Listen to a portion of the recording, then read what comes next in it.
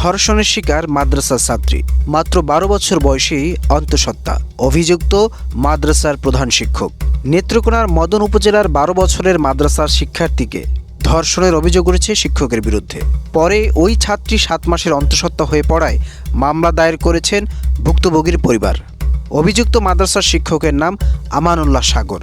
তিনি হযরত ফাতেমাতুজ জোহরা মহিলা কওমি মাদ্রাসার পরিচালক ও শিক্ষক।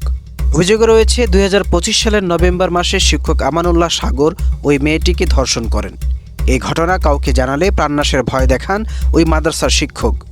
পরবর্তীতে এপ্রিল মাসের ১৮ তারিখ ওই শিক্ষক ছুটিতে যাওয়ার পরে আর মাদ্রাসায় আসেননি বলে জানিয়েছে মাদ্রাসার আরেক শিক্ষক। ভুক্তভোগী ছাত্রী ৫ মাস ধরে মাদ্রাসায় আসা বন্ধ করে দেয়। শিশুটির শারীরিক পরিবর্তন দেখে সন্দেহ হয় পরিবারের। তখন তার মা সিলেট থেকে এসে তাকে জিজ্ঞাসাবাদ করায় এমন চাঞ্চল্যকর তথ্য বেরিয়ে আসে। আনাস শেখ আম্মার, ডেস্ক নিউজ, দূরদর্শন টিভি।